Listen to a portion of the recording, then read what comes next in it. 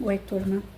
Do livro Edificando a Nação, sobre Bases e Valores, Nídia Regina Limeira, André de Souza Costa. No quarto texto, O Caminho da Prosperidade, de Tiago Manzoni. Na quarta parte, Destruindo a Escassez. Se a mentalidade esquerdista é tão nociva e tem consequências tão nefastas ao redor do mundo, o que haveria para substituí-la e, ao substituí-la, trocar a insuficiência pela abundância? A resposta passa por uma breve olhada no passado e pelo desenterrar de alguns preceitos cheios de significado e importância. Você vai perceber que o caminho da prosperidade é feito por decisões individuais e pela dedicação pessoal. Não depende do Estado e nem espera do governo de ocasião soluções para a vida. O governo deveria apenas proteger a vida, a liberdade e a propriedade privada. Vamos lá. A história da humanidade é permeada por escassez e pela busca da sobrevivência.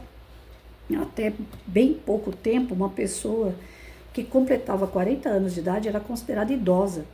Na verdade, na maior parte da história, um ser humano que chegasse à adolescência já poderia ser considerado um vencedor, pois a mortalidade infantil era enorme, a maioria esmagadora das famílias não possuía sequer um local para morar. Banheiro e rede de esgoto eram evoluções inimagináveis. Mais que isso, há 200 anos qualquer pessoa estava fadada a nascer e morrer com o mesmo status social. Sua condição financeira e classe social eram herdados de seus ancestrais e não havia a menor possibilidade de alteração. Quase 90% da população nascia pobre e estava destinada a morrer na pobreza. A grave situação social e financeira da maior parte da população mundial, e mais especificamente da população europeia, foram combustível para uma das maiores transformações da história recente da humanidade. Foi o advento da Revolução Industrial e o surgimento do capitalismo que possibilitaram a vitória sobre a escassez. Entre párias e miseráveis, surgiram pessoas dispostas a organizar e estabelecer pequenos negócios e a produzir qualquer coisa. Não produziam produtos caros, antes produziam bens baratos, aptos a satisfazer a necessidade de todos e não somente das classes mais altas. Foi essa a origem do capitalismo moderno, a produção em massa para atender às necessidades e expectativas das massas.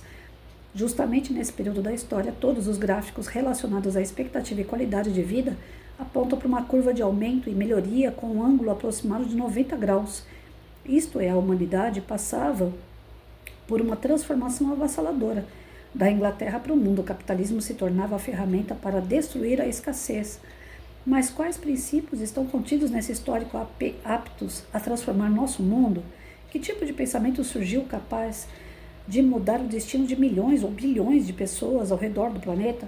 Uma economia baseada na propriedade privada e em trocas voluntárias.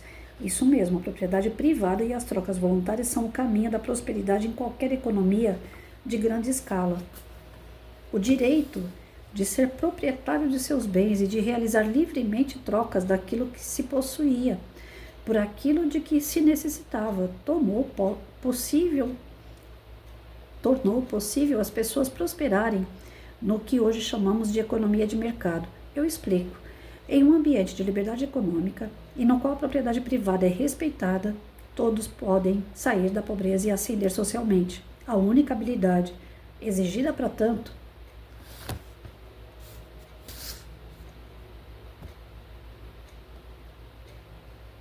Desculpa, gente, meu computador às vezes ele dá uns piti aqui. Deixa eu voltar. Com o dinheiro em mãos, passamos a trocá-lo por outros objetos de desejo ou necessidades, sejam roupas, carros, casas, comida ou o que quer que seja. Estou falando? Ele liga umas coisas que eu não liguei. Em cada uma dessas transações, do outro lado, há alguém vendendo algo que possui para adquirir com aquilo que receber em troca objetos do seu próprio desejo ou necessidade. Esse ciclo é praticamente interminável. Em uma sociedade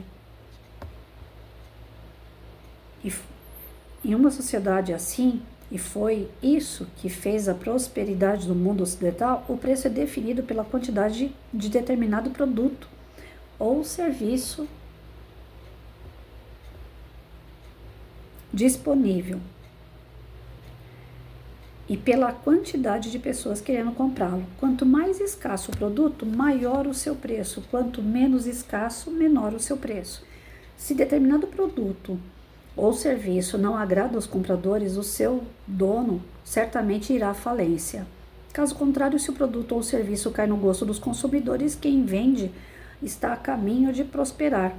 No fim das contas, o consumidor determina quem enriquece e quem empobrece. Todas as nações ricas enriqueceram protegendo as propriedades privadas e oferecendo segurança jurídica para as trocas voluntárias. O caminho da prosperidade passa inescapavelmente pela liberdade econômica pautada em transações voluntárias que têm como pano de fundo a confiança entre os contratantes e a proteção do Estado à propriedade privada. Aqui estão escondidos valores preciosos que parecem ter sido esquecidos ao longo do tempo: trabalho duro, mérito, perseverança, produtividade, responsabilidade, excelência e inovação. Preciso dar uma injeção no meu computador, gente. Ele tem vontade própria. Vocês veem, eu nem toquei nele e ele acende uma luz na minha cara aqui. Aqui estão escondidos valores preciosos que parecem ter sido esquecidos. Bom, já falei essa parte. Foi a ética judaico-cristã, sim, a ética do trabalho, que começou a mudar as coisas para a espécie humana. A Igreja Católica tem relevância enorme, grandes e inovadoras. Cidades europeias foram construídas ao redor de seus templos e foi por meio dela que surgiram as primeiras universidades. Mas há um elemento na história que parece ter mudado o curso da humanidade: a Reforma Protestante.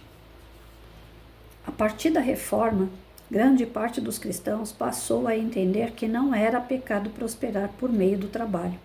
E isso mudou drasticamente as coisas.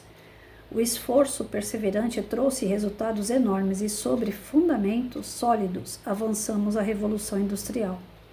Pessoas deixaram a miséria por mérito próprio, assumindo a responsabilidade pelas suas escolhas e respectivas consequências. O trabalho inovador e a perseverança para transformar ideias em realidade aumentou a excelência com que tudo passou a ser produzido. O resultado disso todos nós podemos ver ao nosso redor. Se há 200 anos quem tinha um banheiro em casa era rico, hoje quase todos temos acesso a computador contido em um celular. O impensável aconteceu.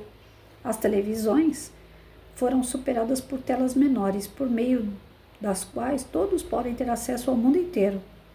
É nesse contexto em que a propriedade privada é respeitada, em que a liberdade dos indivíduos é inegociável, em que cada ser humano é responsável pelas suas próprias escolhas, que a propriedade aparece, que a prosperidade aparece. Em um ambiente assim, a riqueza está ao alcance de todos. Em um ambiente assim, a escassez é destruída, e até quem se considera pobre em comparação com os outros vive como viviam os lordes e nobres até há bem pouco tempo, com banheiro, televisão, celular. Então, assim, para aqui,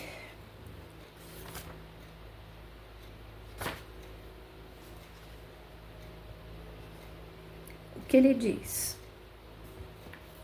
a respeito da prosperidade? Ele fala que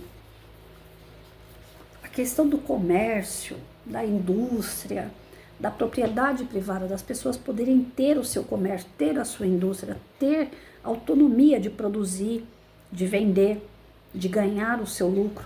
Então, as pessoas, tendo essa liberdade, tendo autonomia e tendo a proteção do Estado na sua propriedade privada, elas conseguem produzir e conseguem evoluir. Agora, ficar dependendo do Estado, essas pessoas só vão ter aquilo que o Estado consegue dar, e dar até quando ele quiser. Ou seja, existe uma insegurança total. Essas pessoas não estão seguras para o resto da vida.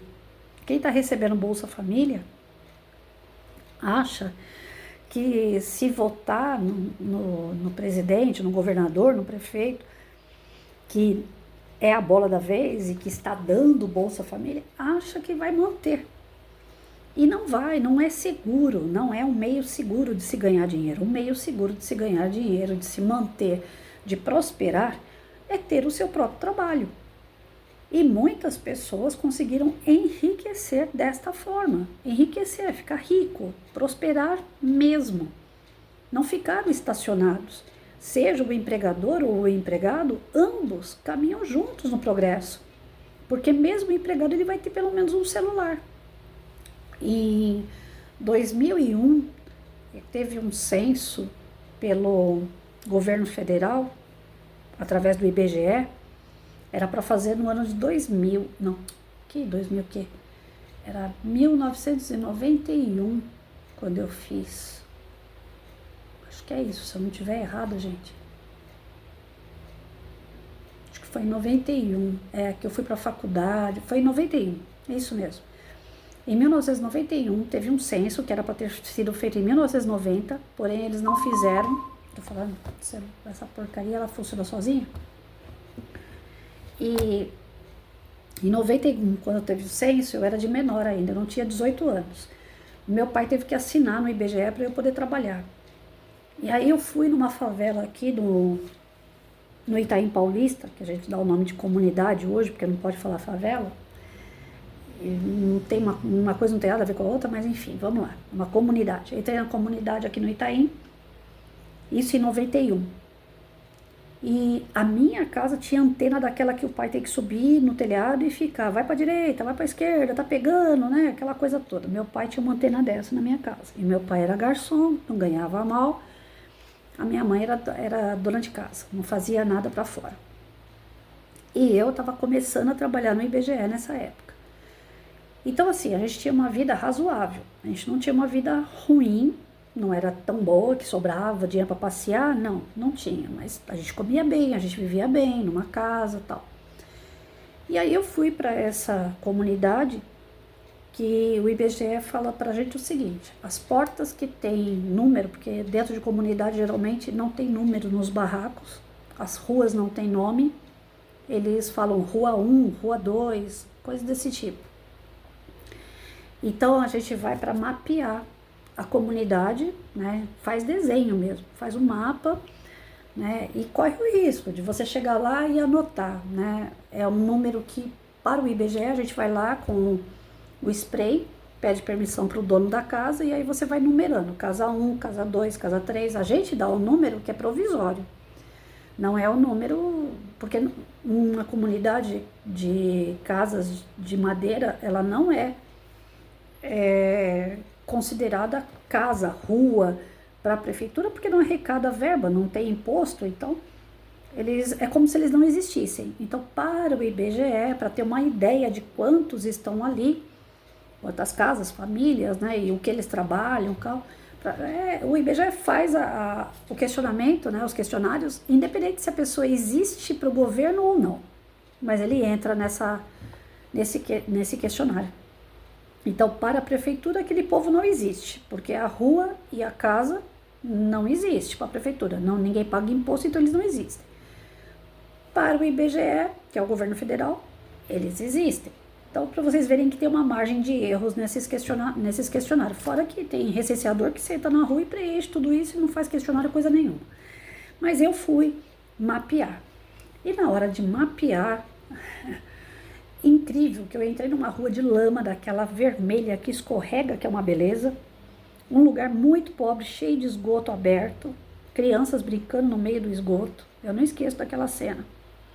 Mas eu fui bater numa casa que estava extremamente bem arrumada, o chão batido lá dentro também de lama, porém já tinha antena parabólica. E aí é lógico que a gente questiona, porque na época o questionário só ia para antena normal. Quantos televisores a senhora tem?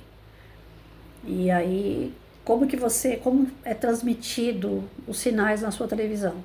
Antena normal, geralmente é isso. E eu tive que fazer a anotação que a antena daquela pessoa era uma antena parabólica. Na minha casa não tinha uma antena parabólica.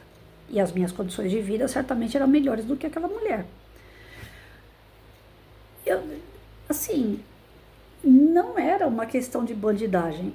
Eu não vi ali uma família de marginal. Lógico que eu posso ter me enganado, mas a senhora que me atendeu, que deu cafezinho, muito simpática. Eu perguntei a respeito de trabalho, do que eles trabalhavam, ela respondeu, tudo serviço, né? Profissões de serviço, da terceira classificação que a gente tem na área de trabalho. E eles tinham antena parabólica. Então, assim, o cara está trabalhando e ele consegue adquirir produto que o outro que trabalha e ganha até mais do que ele, às vezes não tem. Por quê? Existem vários fatores. Aquela senhora que foi super mega simpática comigo, que me ofereceu um café e mandou eu sentar para descansar do sol ardente que estava batendo na minha testa enquanto eu fazia o mapeamento, aquela senhora não tinha, pelo menos a minha, às vezes, não tinha condições de ser nenhum tipo de marginal. A família dela é tudo humilde, tudo gente boa, de conversa boa, tipo mineiro, né, que gosta de prosear com um pedaço de bolo na mão. Só não tinha um bolo, mas ela deu café pra gente, deu água. Então, assim, não é que a gente vá fazer uma visão pelo que a gente tá vendo na estampa da pessoa, se ela é ou deixa de ser, mas eu vi claramente que ali tinham. Ela morava com 3 filhos, 4 pessoas nessa casa. E dessas 4 pessoas, 3 trabalhavam. E foi o salário dos 3 que compraram antena parabólica. Então, às vezes, uma pessoa que tem mais condições, que era o caso do meu pai, talvez teria condições de ter uma antena parabólica, mas a gente gastava mais do que eles ali, talvez tenham segurado dinheiro para comprar a tal da antena, né? Eram 3 filhos que ela tinha, então geralmente o homem gosta muito de televisão. Fazia sentido tudo aquilo. E é isso que o texto está falando. Mesmo a pessoa sendo muito pobre, ela consegue desenvolver, ela consegue chegar onde o rico chegou. Mas ela tem que trabalhar, ela tem que se desenrolar, ela tem que guardar dinheiro, ela tem que usar criatividade. Tem um garoto aqui que foi meu aluno, o pai dele é meu amigo. E é engraçado que o pai dele, às vezes, para corrigir ele, é muito duro com ele, né? Ele, às vezes, apronta, é garoto, é rapaz novo. É normal isso daí, infelizmente é normal, né? A gente não gostaria que aprontasse, mas eles aprontam. E aí o menino, às vezes, pisa na bola, o pai fala pra ele assim, eu não tenho dinheiro pra te dar não. Você quer dinheiro? Vai pro Farol vender bala. E ele é pizzaiolo de mão cheia. Ele ganha um bom salário, mas às vezes o dinheiro dele não dá pra fazer as coisas que ele precisa. O pai não tem dó não. Fala pra ele, você quer complementar teu salário? Vai pro Farol, vai vender bala. E ele vende bala que ele consegue aquilo que ele precisa, paga o que precisa e depois ele para de ir pro Farol e fica só com a pizzaria. Ele tem profissão, ele tem salário, mas ele vai fazendo o bico para ele poder cumprir com as obrigações. Então, quem trabalha geralmente se vira de todas as formas e alcança o seu objetivo. Tô cansado de passar pelo Farol e as pessoas estarem lá vendendo balinha para pagar mensalidade de faculdade. E paga. Se for todo dia para o Farol, vende em torno de 50, 100 reais por dia, se não for mais. Faz as contas até o final do mês, quanto isso vai dar. Cada balinha R$1. Passa quantas pessoas no Farol? Então, assim, dentro desses cálculos, só de uma ideia como essa, imagina, né, outras coisas mais criativas. Se as pessoas realmente quisessem, elas conseguem. Mas o duro é que nós estamos ficando mal acostumados. Já que existe um governo que dá na mão, para que eu vou trabalhar? E a prosperidade não vem quando se dá para você. Porque o que dá também toma. Pode acabar a qualquer momento. Ou então dá só o que quer dar. Não tira você daquela poça que você tá, né? 1.500 por mês? É 1.500 por mês. Você nunca vai ter aumento de salário, você não vai ter 13º, você não vai ter, como fala, você não pode subir de cargo, você não vai conseguir sair dali. Vai ficar sempre ali. Então não existe prosperidade para quem fica esperando tudo na mão. Agora, para quem trabalha, essa daí é de lei, é consequência do seu trabalho. Prosperidade está dentro da sua criatividade, da sua vontade, do seu empenho, da sua competência, da sua habilidade e por aí vai. Fora isso, que quem trabalha desenvolve, além da questão material, física e econômica, desenvolve seu intelectual, seu sentimento, seu lado moral, desenvolve o seu lado espiritual, mas é na base do trabalho.